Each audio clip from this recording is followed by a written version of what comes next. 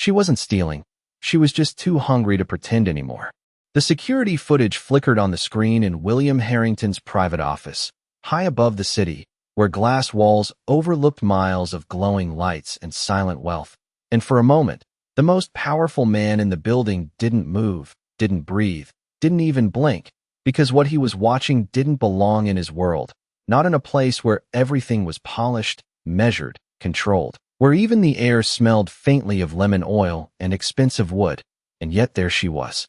Small, fragile, almost invisible except for the way her hands trembled as she reached into a black trash bag tucked beneath a stainless steel counter in his kitchen, pulling out a half-eaten sandwich wrapped in linen napkin folds too clean to belong to garbage, her fingers careful, almost apologetic, like she knew she wasn't supposed to exist in this moment, like she had practiced being unseen her entire life, and still, hunger had betrayed her, forcing her into the one place no child should ever be, especially not in a house like his. William leaned forward slowly, the leather of his chair creaking under the shift of his weight, his eyes narrowing not with anger, but with something sharper, something quieter, recognition, because this wasn't just a child eating scraps. This was a story unfolding without permission, a truth slipping through the cracks of a system he thought he understood, and he rewound the footage once, twice, 3 times, each replay revealing more than the last. The way the girl glanced over her shoulder before taking a bite, the way she closed her eyes as if the taste alone was enough to steady something breaking inside her, the way she carefully wrapped the remaining piece and slipped it into the pocket of her worn jacket, not for later, but for someone else, and that detail, that one small act, hit harder than anything else on the screen, because it wasn't desperation alone, it was responsibility, and no 10-year-old should carry that kind of weight in silence. Downstairs, beyond the polished floors and curated perfection of the Harrington estate, the kitchen staff moved like clockwork, efficient, quiet, invisible by design, their presence measured in clean surfaces and refilled glasses, but nowhere in the daily reports, nowhere in the structured hierarchy of management and oversight, had anyone mentioned a child, not one word, not one note, not one deviation from the illusion of order, and that was what unsettled him most, not the act itself, but the absence of it. The silence wrapped around it like it didn't matter, like she didn't matter. He paused the video on a single frame, the girl frozen mid-bite, strands of blonde hair falling across her face, her dress simple, faded from too many washes, her posture small but steady, and for a second, the distance between past and present collapsed, because he knew that posture, he knew that quiet endurance, he knew what it meant to make yourself smaller so the world wouldn't notice your need, and something in his chest tightened, not with pity, but with memory. The office around him remained untouched by this moment, awards gleaming on the walls, contracts stacked neatly on a desk worth more than most people's yearly salaries, a life built on precision and control, and yet none of it accounted for this, for her, for the simple, undeniable fact that a child was eating discarded food inside his home while an entire system stood blind to it, or worse, chose not to see it. And that realization settled heavily, like a question that refused to stay quiet.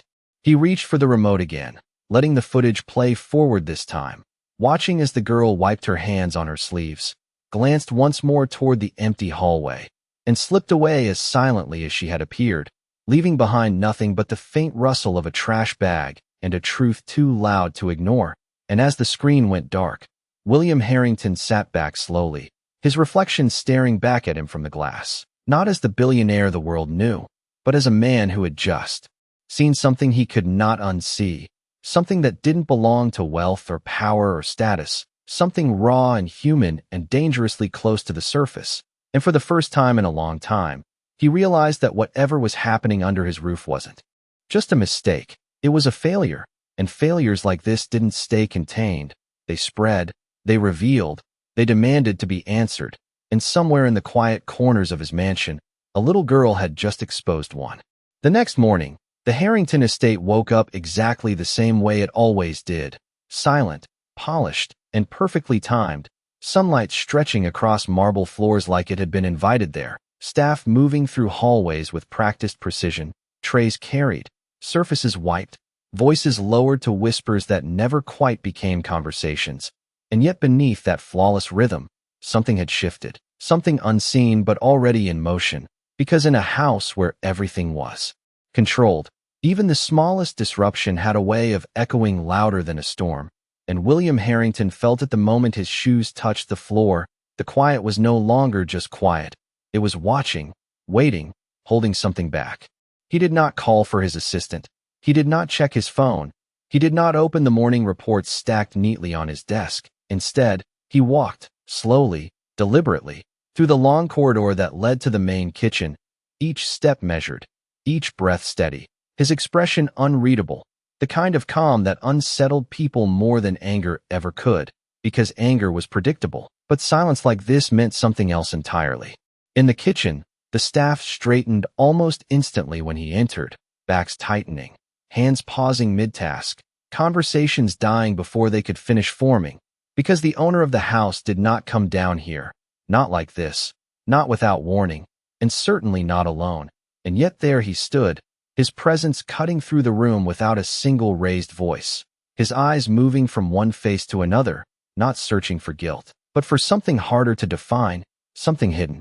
In plain sight, the head housekeeper, Margaret Doyle, was the first to recover, her posture straight, her tone smooth, practiced, controlled, the voice of someone who believed she understood order. "Good morning, Mr. Harrington," she said, stepping forward with a polite smile that never quite reached her eyes. "Everything is prepared for your breakfast." But he did not respond, not immediately. Instead, his gaze shifted past her, toward the far corner of the room, toward the same place he had seen on the screen just hours before. The trash bin still tucked beneath the counter, the stainless steel surfaces gleaming as if nothing had ever happened there, as if no truth had ever slipped through its cracks. He walked closer, slowly, until the room itself seemed to hold its breath, the sound of a single spoon being set down somewhere in the background echoing louder than it should have. And then he stopped, just inches from the bin, his voice quiet when it finally came, almost too calm. "How much food do we throw away in this house every day?" The question hung in the air, simple, but heavy, and for a moment, no one answered, because it was not the kind of question anyone expected, not from him, not here, not like this. Margaret cleared her throat softly, maintaining her composure.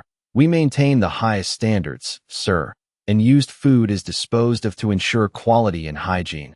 Her words were precise, rehearsed, safe, but they did not land the way she intended, because William did not look at her, not yet. Instead, he reached down, his fingers brushing lightly against the edge of the bin, not touching what was inside, but acknowledging its presence, as if the truth itself lived there now. And then he straightened, turning slowly, his eyes finally meeting hers.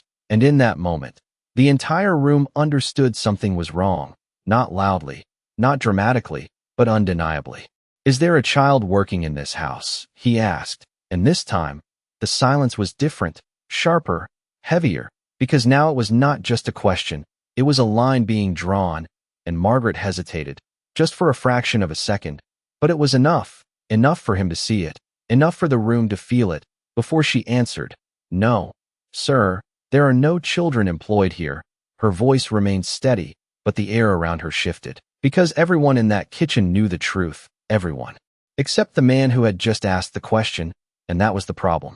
William nodded slowly, as if considering her answer, as if giving it the space to settle, but his eyes did not leave her face, not for a second, and when he spoke again, his tone did not change, but the meaning behind it did. "Then why did I watch a 10-year-old girl eat from that bin last night?" And just like that, the room froze, not with noise, not with chaos, but with something far more powerful, exposure, because in a place built on invisibility, someone had finally been seen, and now there was no way to pretend she did not exist. No one spoke, not at first, because truth has a way of silencing even the most practiced voices. And in that kitchen, where every movement was usually timed to perfection, where every word was measured and safe, there was suddenly no script left to follow, only the weight of a question that had already answered itself, and William Harrington could see it in their faces, in the way their eyes shifted, in the way their hands stilled, in the way the room itself seemed to shrink under the pressure. of being seen. Margaret Doyle held her posture, but something in her composure cracked just enough to reveal what she had hoped would remain hidden, a hesitation, brief but undeniable, and William did not miss it. He never missed things like that. Not anymore. Not after everything it had once cost him. And when he took a step forward, it was not aggressive, it was not loud, but it was final, like a door closing on denial. "Where is she?" he asked. And this time there was no softness in the question, only clarity, and Margaret's lips parted slightly before she answered. Choosing her words with care, "She is not staff, sir," she said, her tone tightening. "She is the daughter of one of the cleaners. She is only here because her mother had no one to watch her. She stays out of the way. She does not interfere." The explanation came quickly, too quickly, like something rehearsed, something justified too many times before. And yet none of it addressed what mattered. None of it explained why a child had been left to find food in a place where abundance was never questioned. William's gaze did not shift, not from her, not from the truth unfolding in front of him, and when he spoke again, his voice lowered, not in anger, but in something far more unsettling, disappointment. Out of the way does not mean out of sight, and out of sight does not mean she does not exist. The words landed heavier than any raised voice could have, and for a moment, Margaret had nothing to say, because there was no protocol for this, no rule to hide behind. Only the reality of what had been allowed to happen under her supervision.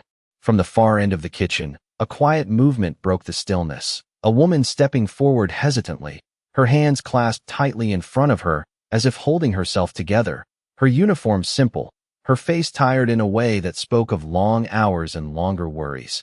This was Amelia Carter, and even before she spoke, William knew, because the resemblance was there, in the eyes, in the posture. In the quiet way she carried herself as if trying not to take up space she had every right to occupy. "I am sorry, sir," Amelia said, her voice soft but steady. "She was not supposed to be in the kitchen. I told her to stay in the break room. I told her to wait. But I had to finish my shift. I could not leave early." And the words came with a quiet urgency, not defensive, not defiant, just honest, painfully honest. And William listened, really listened, because this was not about rules anymore. This was about reality, about a system that had failed in ways no report could ever capture. "What is her name?" he asked, and Amelia hesitated only for a second before answering. "Emily, sir, Emily Carter," and the name settled into the room like something that had been missing all along. Something simple but essential, because a person without a name is easy to ignore, easy to overlook, but a name changes that. A name demands recognition. William nodded once, slowly, as if committing it to memory, and then he looked around the room again, not at Margaret, not at the staff, but at the space itself, the polished counters, the untouched trays, the abundance that had become so ordinary it was invisible. And when he spoke next, his voice carried a quiet authority that did not need volume to be understood. "Bring her to me." And this time, no one hesitated. Because something had shifted beyond repair, something had been seen that could not be unseen, and somewhere in the quiet corners of the estate, a little girl who had spent her life trying to disappear was about to be called forward into a world that had finally noticed her. Emily Carter had learned very early that being quiet was not just a habit, it was a survival skill, and in the small break room tucked behind the service hallway, she sat exactly where her mother had told her to sit, hands folded neatly in her lap, feet barely touching the floor, her back straight, as if even her posture needed permission to exist, and yet her eyes, those deep, searching blue eyes, moved constantly, observing everything, remembering everything, because that was what children, like her, did. They learned the world not by being taught, but by watching what was never meant for them. When the door opened, she looked up quickly, her body tensing for a moment before she saw it was not her mother, but one of the kitchen staff, a young man who avoided eye contact as he spoke. "Emily, someone wants to see you," his voice unsure, as if even he did not fully understand what was happening, and Emily hesitated, just for a second, because being called was not something that usually ended well. Being noticed meant risk, meant questions, meant stepping out of the invisible line she had been taught never to cross. She stood slowly, smoothing the front of her faded dress with small, careful movements, as if preparing herself mattered even if no one else would notice. And then she followed, her steps light, almost silent against the polished floors, her heart beating just a little faster with each turn down the hallway, because she could feel it. Something was different, something had changed. And children always knew when the air shifted before adults ever admitted it. Back in the kitchen, the atmosphere had not relaxed. If anything, it had grown tighter, more fragile, like glass stretched to its limit. And when Emily stepped into the doorway, everything seemed to pause again, not loudly, not dramatically, but in that subtle, unmistakable way where attention gathers without being announced. And she felt it immediately, the weight of eyes, the stillness of a room that was no longer ignoring her. William Harrington stood near the center of the space, his presence steady, grounded, not looming, not threatening, but undeniable. And when his gaze met hers, something unexpected happened. He did not look through her. He did not dismiss her. He saw her, fully, completely, and that alone was enough to make her hesitate. "Come here, Emily," he said, his voice calm, not sharp, not commanding, just certain, and the sound of her name, spoken so clearly, so intentionally, made something inside her shift, because names were not always used with kindness in her world. Sometimes they were not used at all. She walked forward slowly, stopping a few feet away, her hands now clasped together in front of her, her shoulders slightly drawn in, not out of fear, but out of habit, the habit of taking up less space than she deserved. And for a moment, neither of them spoke, because this was not a moment for rushing. This was a moment for seeing. "Were you hungry last night?" he asked, and the question, simple as it was, carried no accusation, no judgment, only truth. And Emily's eyes flickered downward for a brief second before she nodded, a small, almost invisible motion. "Yes, sir," she said softly, her voice steady despite everything. And that steadiness said more than any explanation ever could. "Why did you not ask for food?" he continued. And this time, there was a pause, longer, heavier, because the answer was not something that could be explained in a single sentence, not something that fit neatly into rules or expectations. And when she finally spoke, her words came carefully, as if choosing them mattered. "We are not allowed, sir. The food is for the house, not for us." And the simplicity of it, the quiet acceptance, landed harder than any protest could have, because it was not just a rule, it was a belief, one that had been taught, reinforced, lived. William did not respond immediately. He did not correct her, did not challenge her. He simply absorbed it, the way a man absorbs something that changes the way he understands everything around him. And then his gaze shifted briefly. To the staff, to Margaret, to the room that had operated under that belief without question, before returning to Emily. "And the food in the trash?" he asked, still calm, still measured. "That is not for the house either, is it?" And for the first time, Emily hesitated in a different way, not out of fear, but uncertainty, because she had never been asked to question that before. She had only learned to accept it. And in that hesitation, in that small moment of confusion, something important happened. Something began to break, not loudly, not suddenly, but quietly, like the first crack in something that had always seemed unchangeable. The question did not need to be answered out loud, because the truth was already there, hanging between them in the quiet space of the kitchen, fragile but undeniable. And Emily felt it in the way her fingers tightened slightly against each other, in the way her eyes searched the floor for something steady to hold on to, because no one had ever asked her to think about it like that before. No one had ever taken the time to separate what was allowed from what was right. And for a child who had learned to survive by following rules, that difference felt unfamiliar, almost dangerous. "I did not want to waste it," she said finally, her voice soft but clear, and the words were simple, but they carried a weight far beyond her years, because they revealed something deeper than hunger, something quieter than need. They revealed care, the kind of care that does not come from abundance, but from knowing what it feels like to go without. William's expression did not change dramatically, but something in his eyes shifted, something that had been guarded now opening just enough to let the moment settle. And he nodded once, slowly, as if acknowledging not just her answer, but everything behind it, everything she did not say. "You wrapped part of it," he continued, his voice steady, not questioning, but confirming, "for someone else." And Emily looked up then, just briefly, surprised that he had noticed, Because most people did not notice things like that. Most people did not look closely enough to see what mattered, and for a second, she hesitated, not because she wanted to hide it, but because she was not sure if she was allowed to share it. For my mom, she said, her voice barely above a whisper, she did not eat before I came, and I thought maybe she would be hungry later. And that was it. No drama, no exaggeration, just truth, raw and unpolished, and it moved through the room like something alive, something that could not be ignored anymore. Behind William, a few of the staff shifted uncomfortably, not because they disagreed, but because they understood, because they had seen it. Maybe not this exact moment, but others like it. Small acts of quiet endurance that had been easier to overlook than to confront, and now, standing in the open, it demanded something more. Margaret Doyle stepped forward slightly, her voice controlled, but tighter now, trying to reclaim structure. Mr. Harrington, this is highly irregular. We have clear policies regarding food handling and staff boundaries. The child should not be in this space. She should not be. But William raised his hand gently, not to silence her harshly, but to stop the direction of her words, and the room fell quiet again. Because even that small gesture carried authority that did not need explanation. Policies are meant to protect people, he said calmly, not to ignore them, and the distinction landed with precision, cutting through the justification without raising his voice.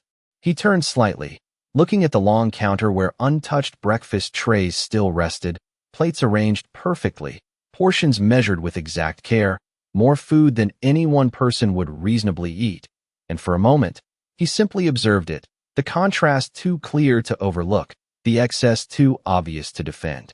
Then he looked back at Emily, his voice softer now, but no less certain. You were told you are not allowed to eat this food, he said, and she nodded once. Yes, sir, and you were told the food in the trash does not belong to you either. Another nod, smaller this time, because now the rule felt different, now it felt uncertain, and he let that moment sit, just long enough for the realization to settle in everyone present, before he spoke again. Then tell me, Emily, where exactly are you allowed to belong in a place like this? And the question did not just land on her, it spread across the room, touching every person standing there, because it was no longer about a child and a sandwich. It was about something much larger, something that had been quietly accepted for too long. And in that silence, in that shared understanding, the answer was no longer hers alone to carry. No one answered him, not because they did not understand the question, but because they understood it too well, and in that understanding, something uncomfortable began to surface, something that had always been there but had never been named, because naming it would mean acknowledging it, and acknowledging it would mean responsibility, and responsibility was far more difficult than silence. Emily stood still, her small frame caught in the center of a moment much larger than herself, her eyes lifting slightly as if searching for the right words, but finding none, because how do you explain a place where you exist but do not belong? Where you are present but not permitted, where even your hunger has rules. William did not press her for an answer. He did not need to, because the silence itself had already spoken, and instead, he turned away from her, not dismissing her, but expanding the scope of what had just been revealed, his gaze sweeping across the room, across the staff, across the carefully maintained order that now felt fragile, incomplete.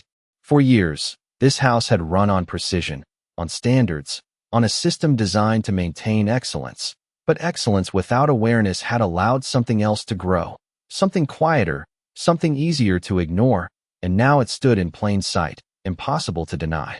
Margaret Doyle shifted her stance, her composure returning in fragments, as if she could still restore control if she spoke carefully enough. Mr. Harrington, we cannot manage every personal situation, she said, her voice measured. There must be boundaries. Otherwise, the structure falls apart.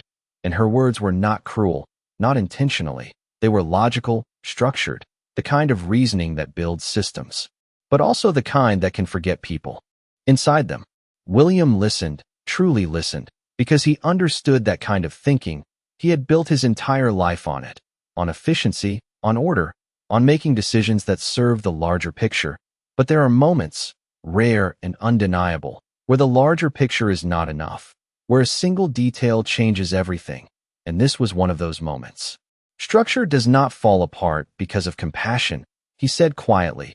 It falls apart when people stop seeing what matters, and the distinction settled into the room with a weight that did not need volume to carry it. He stepped toward the counter again, his hand resting lightly against the cool surface, grounding himself in the present while something older stirred beneath it, something that had been buried under years of success, something he had not allowed himself to revisit until now. When I was 10 years old, he continued, his voice still calm, but different now. Deeper, not in tone, but in meaning. I knew exactly which restaurants threw away food at closing time. I knew which dumpsters were locked and which ones were not. And I knew how to be quick, how to be quiet, how to leave before anyone noticed. Because being noticed meant trouble, and trouble meant losing even the little you had.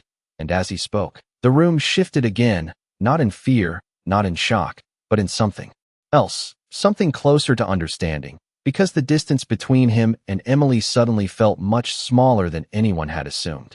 I was not proud of it, he added, not because I did something wrong, but because I believed I did not deserve better, and that belief, once it settles in, is harder to break than any rule. And for a moment, he paused, letting that truth exist without interruption, because it deserved that space. Emily looked up at him again, this time not with uncertainty, but with something new, recognition, not of status, not of power, but of experience, of a shared understanding that did not need to be explained in full sentences. And in that quiet exchange, something shifted again, something that had been separating them now beginning to dissolve. William straightened slightly, his expression returning to its usual calm, but now carrying something more, something grounded, something certain, and when he spoke next, his voice was no longer reflective, it was decisive. This ends today, he said simply, and the words were not loud, not dramatic, but they carried finality, because they were not a reaction, they were a decision, and decisions like that do not ask for permission. He turned toward Margaret, his gaze steady. From this moment forward, no food in this house is to be wasted if there are people here who need it, and no one, he added, his voice tightening just slightly, no one is to be treated as if they do not belong. And the room held that statement carefully, because it was not just a change in policy, it was a change in perspective, and those are the ones that last. The words did not echo, they settled, heavy and deliberate, like something the room had been waiting to hear but never expected to. And for a moment, no one moved because change, real change, does not arrive with noise, it arrives with clarity, and clarity leaves people unsure of what to do next, especially when it rewrites rules they have followed without question for years. Margaret Doyle stood still, her posture still composed but no longer untouchable, because authority built on structure alone has limits, and she could feel those limits now, not as a collapse, but as a shift, something firm but undeniable moving beneath her feet, and she understood, perhaps for the first time, that this was not a situation she could manage with procedure or explanation. This was something that required acknowledgement. Of course, Mr. Harrington, she said carefully, her voice controlled but quieter now, and it was not agreement alone, it was adjustment, the first sign that the system itself was beginning to respond. Around them, the staff exchanged subtle glances, not openly, not dramatically, but enough to signal something shared, something understood, because while policies guide behavior, moments like this redefine it, and they all knew they were witnessing one. William did not linger on their reactions, he did not need validation, he did not need discussion, because decisions like this are not strengthened by approval, they are strengthened by action. And so he turned back to Emily, his focus returning to the center of it all, not the system, not the house, but the person who had revealed what the system failed to see. "Have you eaten this morning?" he asked, and the question was simple, but it carried something different now, not investigation, not correction, but care, direct and unfiltered, and Emily shook her head slightly. "No, sir," she said, her voice steady, though softer than before, because this moment felt unfamiliar in a way she did not yet understand.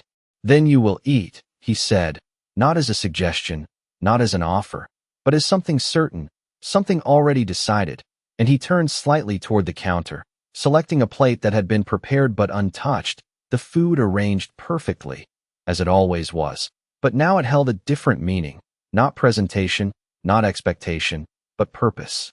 He placed it gently on the table nearby, not in the center of the kitchen where attention would gather, but in a space that felt intentional, respectful.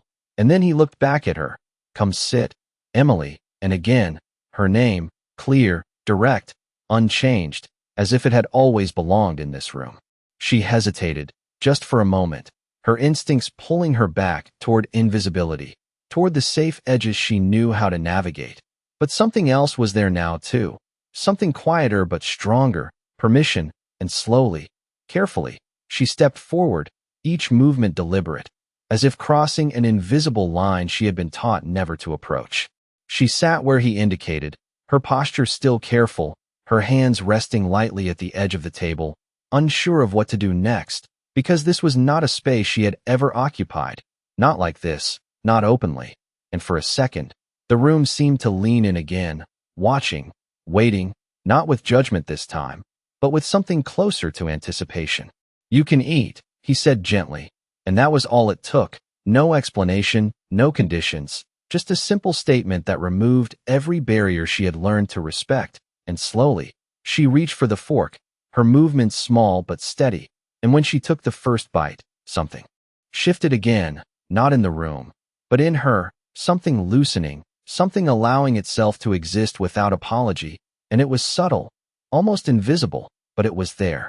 Across the room, Amelia Carter stood frozen, her hands still clasped tightly, her eyes fixed on her daughter, not with fear, not with worry, but with something far more fragile, hope, the kind that does not come easily, the kind that has learned to stay quiet until it is certain it is safe to appear. And even now, she did not move, because moments like this feel delicate, like they might disappear if you step too close. William noticed, of course he did, and after a moment, he spoke again, without raising his voice, without turning it into a spectacle. "Amelia, please join her." And the invitation, simple as it was, carried more weight than any command, because it extended the moment, it expanded it, it made it real beyond a single act. Amelia hesitated, just briefly, the years of habit holding her back, but then she stepped forward, slowly, carefully, and took the seat beside her daughter, her movements mirroring Emily's in a way that spoke of shared experience, of lives shaped by the same quiet rules. And for a moment, they simply sat there, side by side, in a space that had never been meant for them, and yet now, undeniably, belonged to them as much as anyone else. The kitchen did not return to normal, not immediately, because normal had just been redefined, and as the staff began to move again, more slowly, more thoughtfully, something had changed in the way they looked at the room, at the people in it, at themselves, because once something is seen clearly, it cannot be unseen, and once a line is crossed in the direction of dignity, it does not easily move back.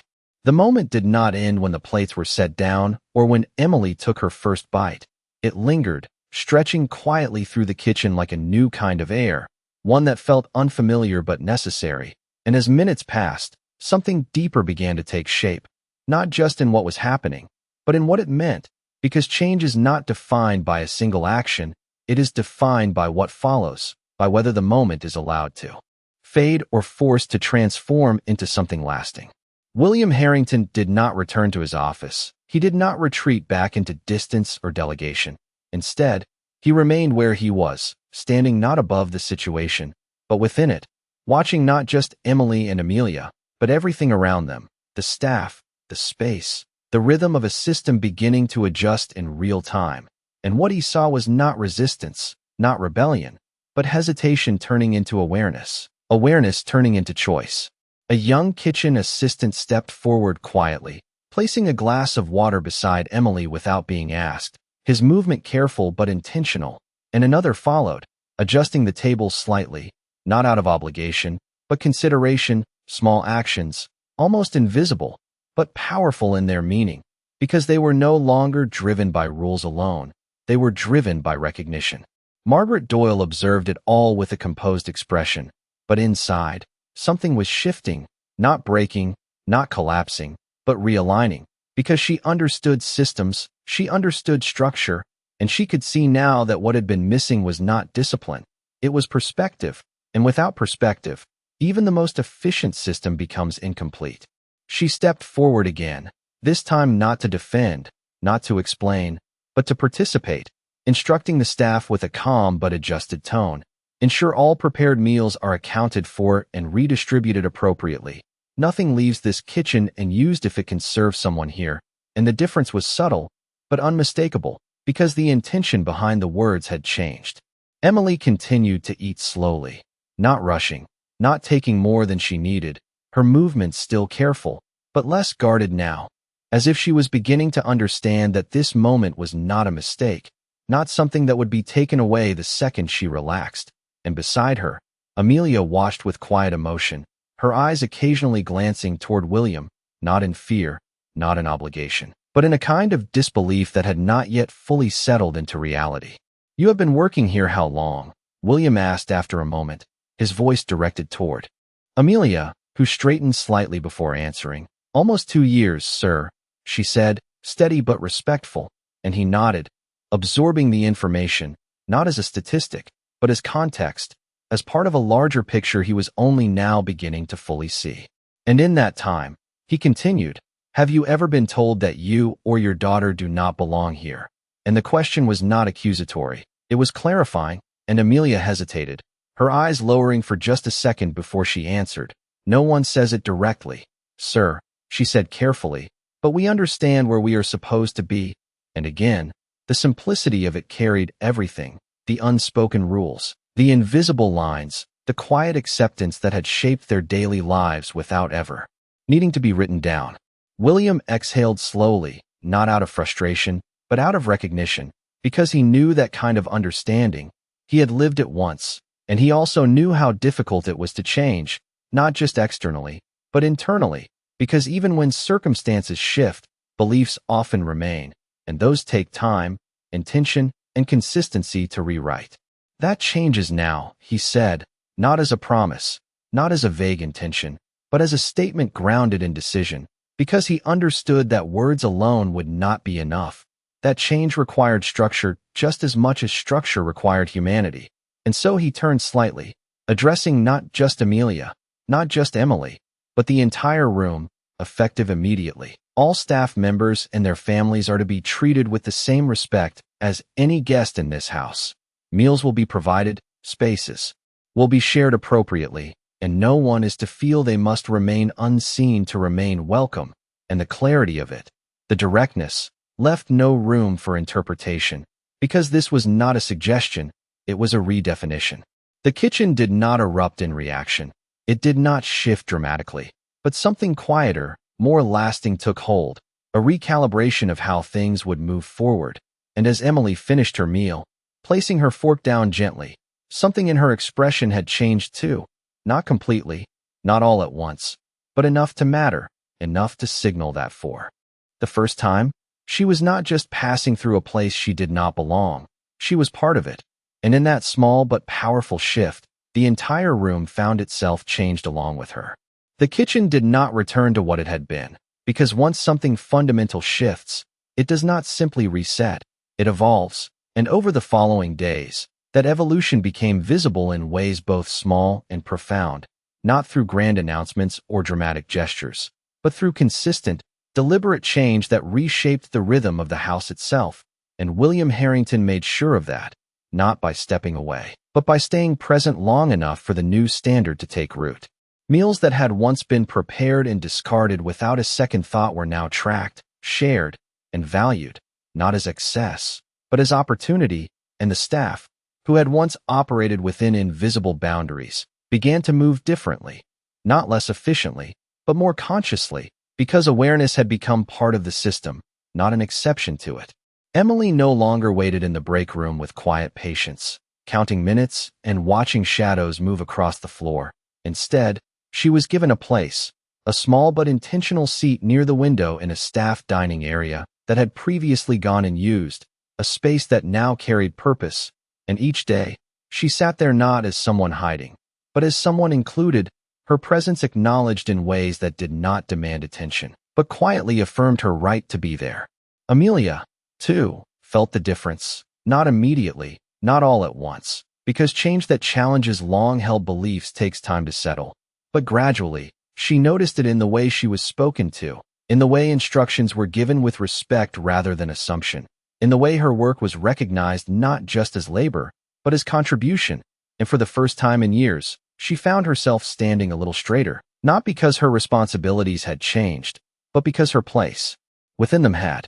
Margaret Doyle adjusted as well, not reluctantly, but thoughtfully, because she understood that leadership was not about preserving what was comfortable, it was about refining what was necessary, and under her direction, new guidelines were implemented, not just written, but explained, discussed, reinforced with clarity and purpose, ensuring that every member of the household, from senior staff to temporary workers, understood not only what was expected, but why it mattered, and in that understanding, compliance became commitment. William observed all of this with quiet attention, not intervening unnecessarily, not controlling every detail, but ensuring that the foundation he had set was not treated as a moment, but as a standard, and occasionally, he would pass through the kitchen or the dining area, not to inspect, but to see, to confirm that what had begun as a response had become a reality.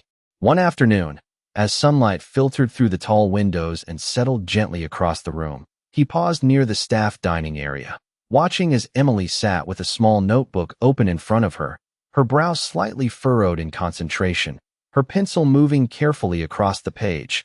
And when he stepped closer, she looked up, her expression no longer guarded, but curious, open in a way that had not been there before.